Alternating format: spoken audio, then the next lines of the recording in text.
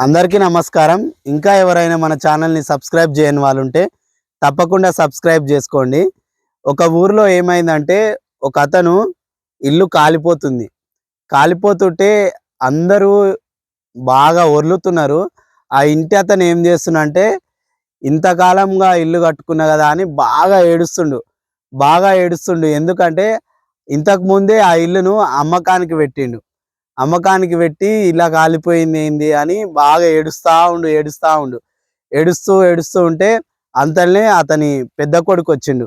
పెద్ద కొడుకు వచ్చి, నాన్న నువ్వు ఎందుకు ఏడుస్తున్నావు, ఏం ఏడవకు, ఆల్రెడీ మనం అమ్మకానికి పెట్టినాం కదా, ఆల్రెడీ ఇల్లు అమ్మేసిన అని చెప్పిండు. అమ్మేసిన అని చెప్పగానే ఒక్కసారి ఆ తండ్రి ఊపిరి పీల్చుకొని, అరే అమ్మకానికైతే పోయింది కదా అనుకొని అంటే ఏడుస్తూనే ఉండు కానీ ఏదో కొంచెం సంతోషం అయితే ఉంటుంది కదా, ఆ సంతోషంలోనే ఉండి బాగా ఇంకా కొంచెం వాళ్ళతోని ఇంకా పక్కలున్నోళ్ళతోని ముచ్చట్లు పెట్టసాగిండు. అరే గిట్లా అయింది అందువల్ల కాలిపోయిందని ముచ్చట పెడతాంగా వచ్చిన వాళ్ళ బంధువులు అందరితోని, పక్కింటి వాళ్ళ ఆలీలు ఉంటారుగా, ముచ్చట పెడుతుండు. అంతల్ని ఇంకో ఇంకో కొడుకు వచ్చిండు, నడిపి కొడుకు అంటే రెండో వాడొచ్చి నానా ఇల్లు అమ్మినావు అంటే ఎట్లనే అమ్మినావు నువ్వు, నీ సంతకం లేని ఇల్లు ఎట్లా అమ్ముతాడు అని అన్నాడు.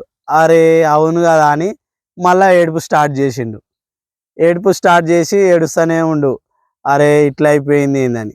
మళ్ళీ మూడో కొడుకు వచ్చి నాన్న మనం ఇల్లు అమ్మినోళ్ళు చాలా మంచోళ్ళు, మాట మీదనే మన ఇల్లు కొనేసిరు, ఆల్రెడీ సగం డబ్బులు కూడా అడ్వాన్స్ ఇచ్చేసిరు అని చెప్పిండు. చెప్తే ఇంకా మళ్ళీ సంతోషపడి ఇంకా దానికి దీనికి ఇంకా మళ్ళా మంచిగా అవుతుండు, చూస్తుండు. ఏదైనా చూసిరు కదా, మనం అనుకుంటే ఇప్పుడు అతను మాట మీద నిలబడి మాట సాయంతో కొన్నాడు కాబట్టి అతను సంతోషంగా ఉండు, లేదంటే ఉండకపోదు కదా. ఎప్పుడైనా సరే మన చూసి కొనలేదు, అతను ఒక మాట మీదనే కొన్నాడు.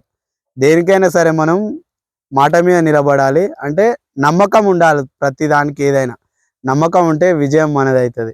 తప్పకుండా మన ఛానల్ని సబ్స్క్రైబ్ చేయండి. Thank you very much. Love you all.